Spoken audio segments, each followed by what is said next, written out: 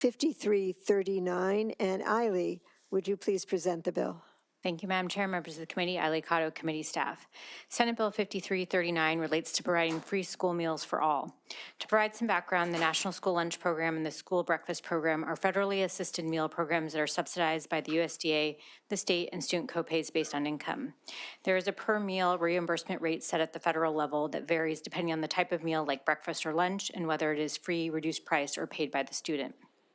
The bill before you makes one breakfast and one lunch during each school day to any student who requests a meal part of the program of basic education. The bill allows OSPI to exempt school districts from this requirement until the 25-26 school year if the school district shows good cause why they cannot comply. To maximize federal funding, the bill requires school districts to continue collecting meal applications where applicable and run direct certification for free meals. OSPI must reimburse school districts that participate in the federal meals program on a per meal reimbursement basis for meals that are not already reimbursed at the free rate. The additional state reimbursement amount must be the difference between the USDA's free rate and the paid rate. Finally, the bill provides funding stability provisions for the Learning Assistance Program and the National Board Certified Teacher Bonus in the 24-25 and 25-26 school years, since that funding may be based on free and reduced price meal eligibility. The bill directs OSPI to convene a work group to identify and examine actual and potential impacts to education programs funded by the state and to provide recommendations for avoiding or mitigating impacts by June 30th, 2024. A fiscal note is not yet available. That concludes my presentation. Thank you, Eiley. Are any questions for Eiley? Nope. And so we'll go right into our first, oh, I'm so sorry. I don't know, we're jumping in. Senator Nobles, would you please speak to your bill? Yes, thank you, Chair Wellman and members of the committee. Before I even introduce myself, I would like to start with a quote from my son this week, actually last week, Thursday. He texted me at about 5, couple hours before his soccer practice, and he said, "Could you put more money in my lunch account, and who is taking me to soccer practice?" And my son is 11 years old. And for the record, I'm Senator Tawana Nobles. I represent the 28th Legislative District, and I feel so honored to talk about an issue that impacts our family, that impacts so many of our students and families across Washington State. And we've been working on this issue and talking about this potential legislation since the interim. And so it's really great to know that today we get to hear from community and really dive into this bill with the ambition of passing this into law this year. Student success cannot be limited by a family's ability to afford food. And as it relates to this legislation, I've heard people say, well, why are we letting families who can actually afford it off the hook? Why can't they just pay?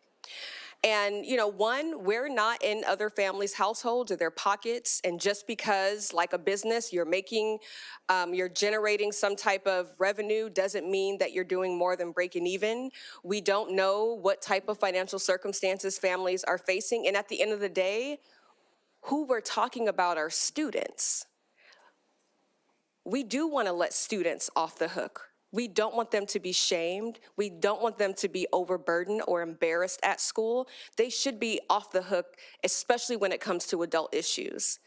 And they also shouldn't be responsible for when families sometimes, and this is a real scenario, have pride or ego. They don't want to ask for help. I'm struggling and I need help and I simply don't want to ask for help.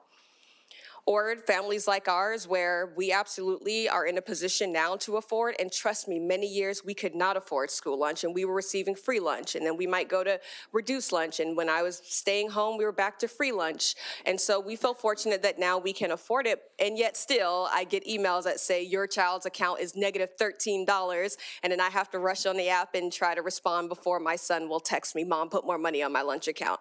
And so every family's circumstance is different, but we have an opportunity as a state to stop piecemealing this solution and provide free, full meals to each and every one of our students who need it or not. As a mom and a former educator, I know that hunger can be a barrier to education, and students can't learn when they're hungry. And food is such an important part of our culture. We celebrate around food, we exchange culture around food, and food is simply a basic need. Universal meals would ensure that all of Washington's more than 1 million students can receive a healthy breakfast and lunch at school at no out-of-pocket cost every single day, including the 370,000 students who currently, after 2 years of free meals, have to start paying again for breakfast and lunch at their school. The need is there, and during the pandemic, when the federal government provided for free meals for all students, 30 million more of our students were served, 30 more meals were served to Washington students. I also want to share that I sit in this committee and I listen to a lot of educational solutions and ways that we can help to, as we just heard, build a workforce, right? Make sure that we have our leaders for today prepared to continue to be leaders for tomorrow. And I had a conversation last week with a friend of mine, and when we started talking about investments, we also shared what type of investment can Washington State make today to ensure that we do have a thriving workforce tomorrow. And if we sat down and started working backwards, and we do that a lot in this committee, my colleagues are so brilliant, we try to think about where we're trying to be, for example, with a thriving workforce and how many credentialed individuals that will take. And if we work backwards to look at what are the barriers and burdens to getting there, food insecurity is one of them, and making sure that we're feeding our students and that they're prepared for their school day each and every day is one way that we can get to that thriving workforce. It's a way that we can achieve many of our goals in this state. So even after federal universal meals went away, the demand for school meals still remains. Free school meals for students improves efficiency both at the cafeteria line and for school and district staff. And when everyone can eat as a part of the school day, meals are normalized and not stigmatized. No one has to worry about getting free lunch. No one has to worry about having a debt removed or being in debt. And there is no more cause for shame for students to feel for using the existing free and lunch price lunch program. Free school meals is also a significant cost savings for families who are already navigating the rising costs of groceries and affordability in general. I've also seen people comment about, well, providing free meals takes away an opportunity for families to have a shared value of preparing meals together and sending meals to school with their students. I know for our family, my children value consistency, including in their meals. In our family, my own children value choice. Yes, they can make a lunch at home, and they also, for whatever reason, like me, really love school lunch and breakfast. And so I would say that my children value school lunch. And so we're not removing values from families, but we're allowing families to show their values in ways that are meaningful to them. And I also want it to be clear that the legislature, I'm still fairly new. This is my third session, and I know my colleagues have done tremendous work, and I want to thank you. Tremendous work to try to create solutions. In 2018, the Breakfast After the Bell program was implemented. In 2020, we got more schools on board to participate in the USDA Community Eligibility Program, or CEP. And as recently as last year, we funded more schools as part of that program. This legislation supports those previous efforts towards equity. But as I said earlier, we have to stop piecemealing the solution and really go hard for our students here in Washington State. Breakfast After the Bell implementation is significantly easier when everyone can eat for free. And the success of the CEP demonstrates that free school meals increase school meal participation, especially at breakfast. And we all say it's one of the most important meals of the day. So this added participation means more funding, which allows school districts to further invest in their school meals program, improving equipment and food quality. Access to nutritional food is a key component to the health and well-being of our children. To advance students' chances at success, all of us, because sometimes we pass legislation and we're talking about they and them, but this is my family too. and this is we. And we get to ensure that our students' attention will be on their education and not where their next meal will be coming from. So I just want to thank everyone who's testifying today, and I'm going to zip it so we can get through all the testifiers. And I'm happy to answer any questions. And again, I just want to thank my colleagues who for years have been working really hard around this issue and trying to make sure that all of our students can eat and feel healthy and feel supported in our schools. So again, thank you, Chair, thank you to my colleagues, and thank you to everyone who shares in the importance that all of our students should eat free and at our schools in Washington State. Thank you so much. Call the first panel, please. Wow. Having a daughter that for 2 weeks didn't eat because she didn't know where to put her card. She had the money, but she didn't know how to get the food. And to know that for 2 weeks she went along with that, and young people that are wearing green stickers that identify them as owing, and they get a sandwich that looks very different than the other meal. Those are the things and the practices I think we're trying to stop. So with that, thank you for your commentary. And in person, we have Michael Moran, Mitch Denning, and Logan Andres, please.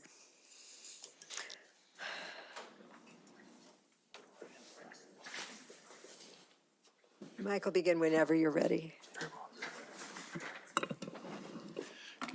Good afternoon, Madam Chair. Senator Nobles, again, thank you for introducing your bill. For the record, I'm Michael Moran. I'm here on behalf of Chairman Jared Erickson and the Confederation of the Colville Reservation. Why is this bill important to the Colville tribes? Well, we're in 22 different school districts in eastern Washington. We have 25% of our native population in Spokane County.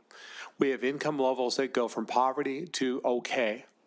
The fact is, and I think for those of us of a certain age, providing school meals was at a time part of the school's infrastructure. Since the 40 years since I was a Senate intern here in 1983, we have been hacking away at school meals and hunger and food insecurity. I've come before you on behalf of Second Harvest and Food Lifeline and the Colville tribes. Meals in a rapidly mobile population where school now runs from 6:30 in the morning till 7 p.m. at night with practice and other activities, it's just a no-brainer. The bill makes sense. It's another piece of the puzzle, another piece of the pie, please, of what we're doing today. Again, thank you. More backpacks, less bootstrapping. Thanks again. Thank you so much, Mitch. Welcome. Good afternoon, Chairwoman and Ranking Member Hawkins and members of the committee. Mitch Denning, representing WMOA, the Maintenance and Operation Administrators, is one of our top priorities. And I want to thank Senator Nobles for bringing this forward because we've been working with you on these issues now for quite a bit of time. This bill, when passed and fully funded, would help accelerate learning and family food security, just as she's pointed out. It would ultimately would reduce child hunger and poverty. And there can't be a greater issue than that issue. Please move this bill forward. Thank you. Thank you. Logan, good to see you. Good to see you, Madam Chair and members of the committee. For the record, Logan Andres, in strong support of Senate Bill 5339 for the Washington State School Directors Association. I'm excited to share that passing this bill is one of the top priorities of school directors this session. Based on a variety of reasons, including the stigma associated with being identified as part of the free and reduced price lunch program, students go hungry every day in our state. This bill's commitment to funding all meals at no cost to students would help to ensure that students are in class ready to learn instead of wondering when their next meal is going to arrive. Using federal funds, we've seen school districts implement this well during the first 2 years of the COVID pandemic, and during that time they noticed that students were eating more. And that's exactly what you'll see if you pass this bill. Students, families, and communities from across the state are relying on you to vote yes on Senate Bill 5339. Thank you. Thank you very much. No question, not seeing any questions. We'll go to our next panel. All right, our next panel is remote. Nikki Lockwood, Andrea Davis, and Ronnie Cook. And while we're pulling them up, oh, there they are. Ben Mitchell, Molly Groh, and Mikhail Chernisky can be ready to present Okay. up front. And Nikki, begin when you're ready. Thank you, Madam Chair and members of the committee. For the record, I'm Nikki Lockwood, School Director from Spokane Public Schools, here in strong support of Senate Bill 5339 on behalf of WASDA as well. And it's also a legislative priority for my school district. School districts around the state kept foods fed during the pandemic. Spokane Public Schools seamlessly continued feeding all our kids after the 2 years of the pandemic due to the CEP funding changes. So thank you. This has benefited us in so many ways. As our community struggles with a lot of complex issues coming out of the pandemic, which affect our students, one thing that is not a struggle is accessing nutritious food at school. We simply have less barriers and more kids eating food. No applications waiting to be approved before kids can eat free, no phone calls for forgotten lunches or lunch money, no cash to be handled, no account balances for staff to address, and our nutrition services are breaking even. Please support this bill so that this can be a reality for students statewide. Thank you. Thank you very much. Andrea, welcome. Hello there. Good afternoon. My name is Andrea Davis with Coordinated Care, testified in support of this bill. I want to thank the bill sponsor, Senator Nobles, for her leadership and advocacy around food insecurity and hunger issues. Coordinated Care is a managed care plan that serves nearly 300,000 people across the state through the Apple Health Medicaid program, as well as serving all the children and youth in the child welfare system. And we're the largest carrier on the state-based exchange. We know so much of what impacts someone's overall health and wellness goes beyond seeing a doctor or filling a prescription. The social determinants of health, such as access to healthy food, is one of our top priorities because we believe it is foundational to health and well-being. Food is medicine, and you can't be healthy if you aren't hungry. At Coordinated Care, we're deeply committed to addressing hunger and food insecurity. Through our community giving program, last year we provided over $1.2 million to food agency partners across the state in support of hunger relief programs. We know that children cannot learn if they're not hungry, and we know that the stigma around free and reduced lunch is a big issue, as you heard. We believe this bill addresses this important issue. Providing healthy school meals for children is a critical step forward, and for these reasons, we support this legislation. Thank you. Thank you so much. And finally, Ronnie. Hello, I'm Ronnie Cook, special education teacher for students with significant autism at Harbor Point in Mukilteo. I am speaking in support of Senate Bill 5339. I was a child of working poor parents. We didn't always have food. I was very aware of this difference. I see families experiencing the same hardship in my school today. My program is highly specialized and students are bused from all over the district. My school is only one of two in the Mukilteo School District that doesn't qualify for the community eligibility provision. Families I work with have significant expenses related to their child's disability and would receive school meals through CEP at their home schools. If this bill passes, students will have breakfast and lunch no matter what school they attend or program they need. This bill creates a work group to identify impacts on education programs funded by the state. We have seen the impact of this in our district because in our schools that did qualify for the CEP, we do not have documentation to waive other fees for families since they are not required to submit free reduced meal applications. We need to figure out how to address those issues and ensure that we have staff to feed all of the students when this bill passes. Thank you. In conclusion, I ask you to support Senate Bill 5339. Thank you very much, Ronnie. We'll go right to Ben. Thank you, Madam Chair, members of the committee. For the record, my name is Ben Mitchell, Director of Policy and Advocacy at the Foundation for Tacoma Students, testifying today in support of Senate Bill 5339. Making universal free meals permanent in Washington will be a key part of our state's toolkit to not only fight hunger, but also build a high-achieving K-12 system. As you've heard from the other testifiers, this program will benefit low-income households who have easier access to nutritious food. It'll help middle-class families who are just above the current eligibility threshold, and it'll reduce stigma by letting everyone eat together as equals. I also want to highlight research that shows the program of universal meals promotes a multitude of school and community-wide benefits. Studies have shown that school meals improve academic performance among the student body, reduce absenteeism, improve perceptions among students of the school environment, as well as reduce suspension rates, household spending on groceries, improve dietary quality at home, and even grocery store prices throughout a local area. Given what we already know, the immense benefits of this program makes the return on this investment far exceeds its cost. We urge your support for this bill. Thank you. Thank you. Molly, welcome. Good afternoon. Thank you, committee members. Thank you, Senator Nobles, for sponsoring this bill and others on the committee.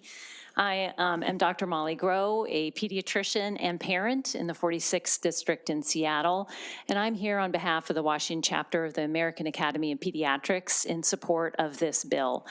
And I want to share that our state pediatricians have made this a top 3 priority for our legislative session advocacy. We're here today as part of Advocacy Day, and this is one of the bills that we are in favor of as the top 3 priority.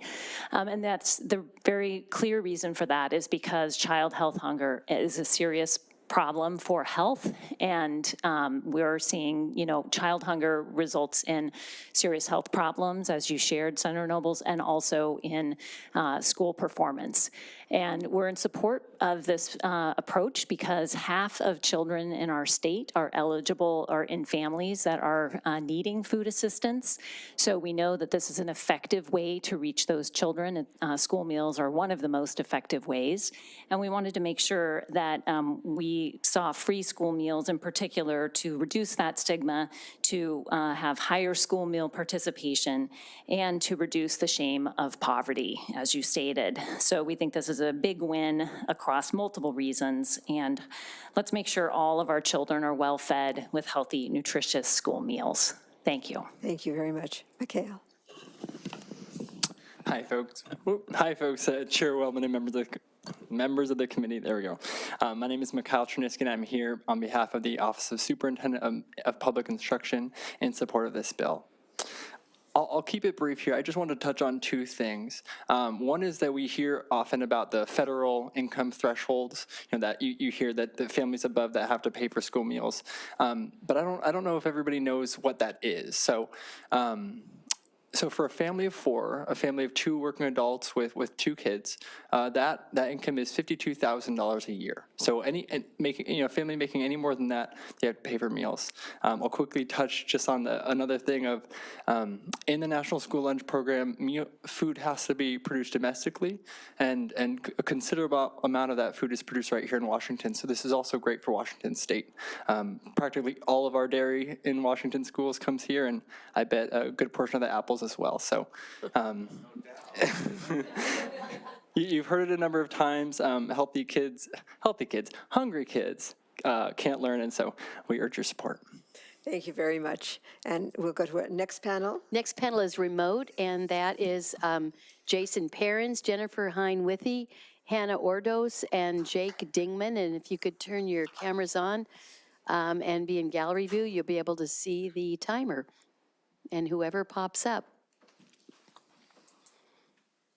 And I have There we go. There's Jason. Jason. Jason, are you there? Is that Jason? I'm here. Oh, I'm here. please. Can you hear me? Thank Okay. you. Please begin when you're ready. Okay, thank you. I'm Jason Perrins, Superintendent of Chewelah School District in the 7th Legislative District. I'm speaking against the Bill 5339 regarding free meals for all students in the state of Washington.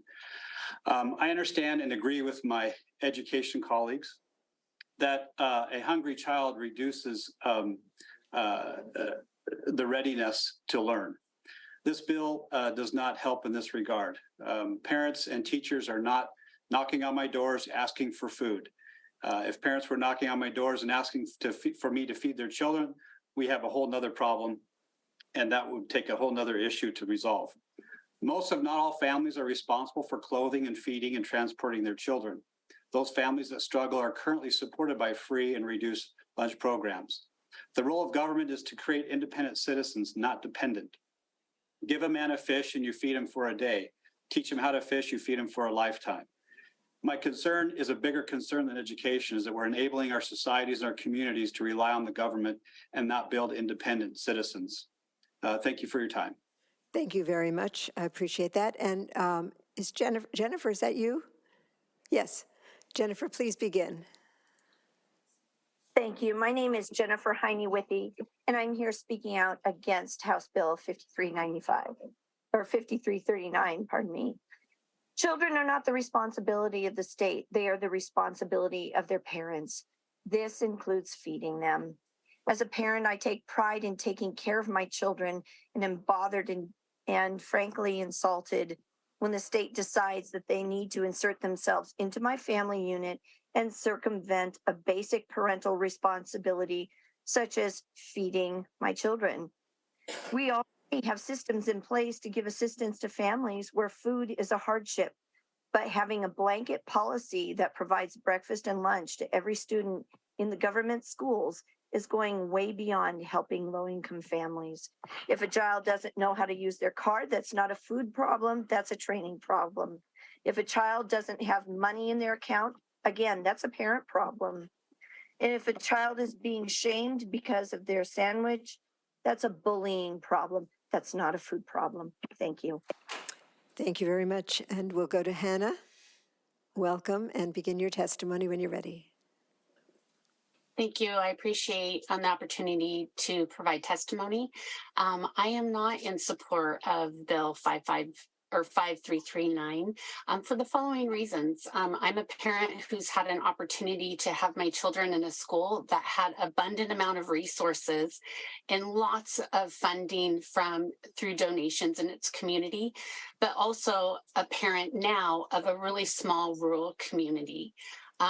Providing free lunches to everyone, including those who can afford those lunches.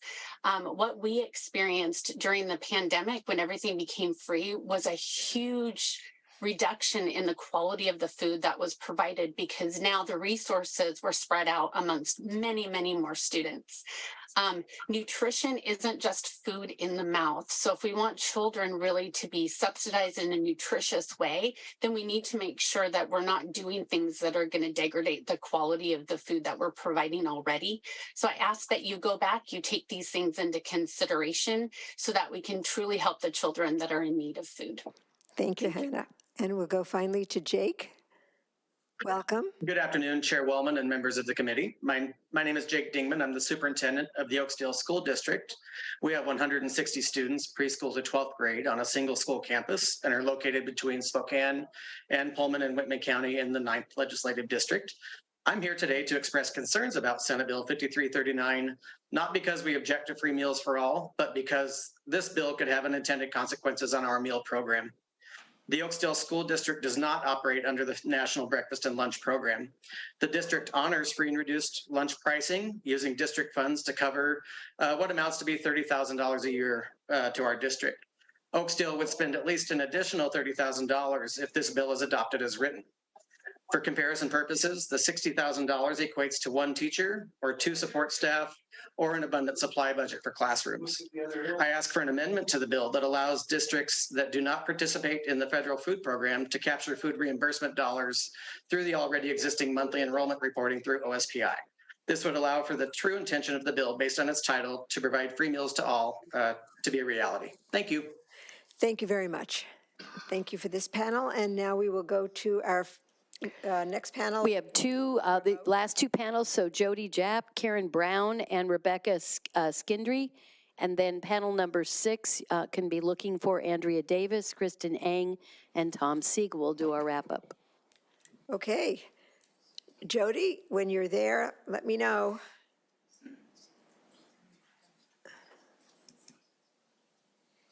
We're looking for Jody. Is that you, Jody? I'm No, here. that's Karen. Well, Karen, is that Karen? Yeah. Yeah, it is Karen. Karen, just jump in. And we'll go back to Jerry. Oh, thank you. Good afternoon. My name is Karen Brown. I'm Nutrition Services Director for the Franklin Pierce School District. We've been an all CEP district since 2019, and I can tell you that going back to school and not having to do a lot of outreach to the parents, not that that's a bad thing, when they came back after getting free meals for the past 2 years during the pandemic was a godsend. I know that my peers in other districts have been struggling with parent participation, with getting them to put money on their kids' accounts and to help support their children. And I see no problem with all of our state going to universal meals. It's important that kids have food so they can learn. And it's also important that they're not singled out in any way. There are most likely no districts in the state of Washington that single out kids that are free or reduced. But when you get to stand in line with all of your friends, instead of being the one that, is not maybe it's just heartbreaking to know that some kids are struggling that way. But if you feed all of the kids, then there's no stigma, and there never should be. Thank you. Thank you very much. And we'll go back to Jody. Sorry, I skipped you. Thank you so much. Good afternoon, Chair Wellman and members of the committee. My name is Jody Japp, and I actually work in school nutrition in Monroe School District, and I've done so for 20 years. I'm here in support of Senate Bill 5339 because children should never go hungry. And I also cannot imagine that feeding our students during a 7 or 8 hour day at school is not a part of our paramount duty. My district's percentage of free and reduced students is 25 to 30%. So that means 1 of every 4 students is experiencing some kind of food insecurity. 2 of our 9 schools now qualify for CEP funding.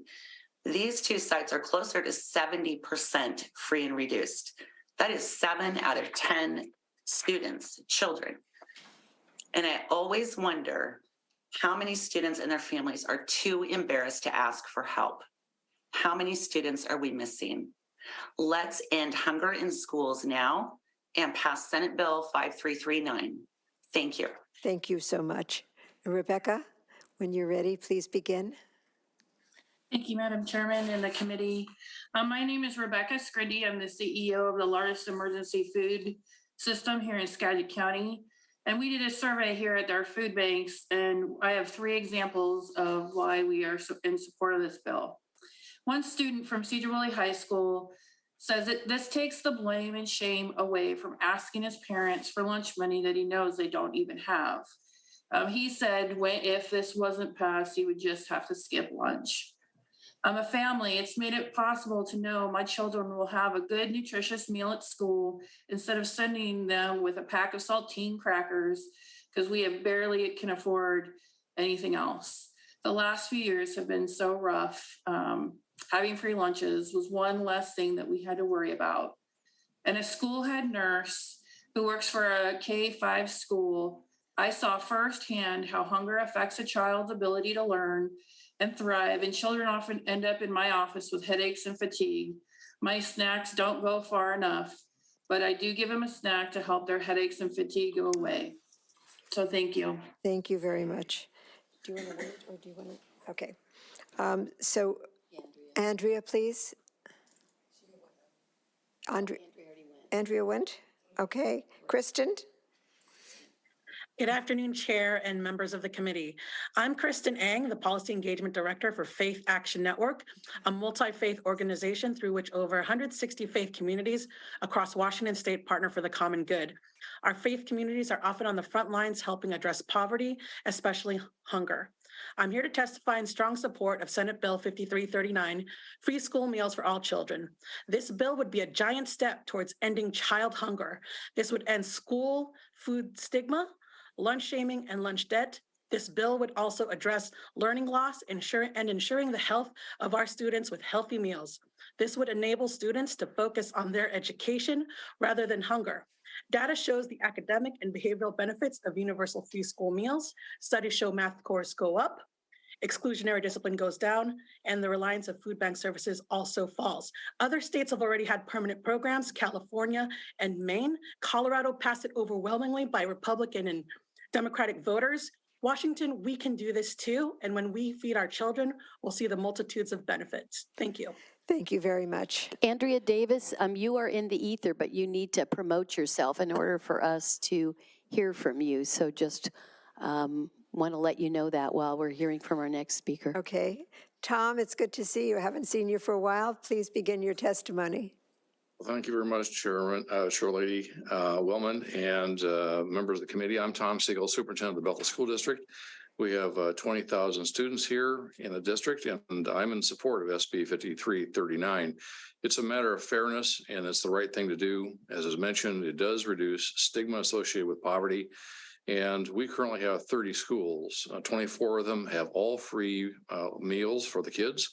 The other 6 do not.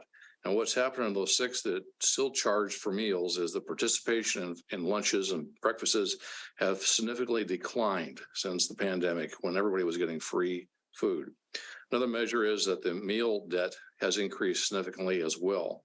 We've actually had parents call into the kitchen and ask the people there not to feed their children because they can't afford the meals. So in all fairness, it's the right thing to do. It needs to be done. And that was actually in one of our wealthier schools. It's not a poverty school. So this exists throughout the entire district, and it's a real situation. Thank you. Thank you, Tom. And Andrea? She had already presented, so. Yeah, I apologize. I was signed in twice. Just wanted to let you know. Thank Okay, you. I thought so. But thank you very much for coming back. And we have a question for staff from Senator Hawkins. Thank you, Madam Chair.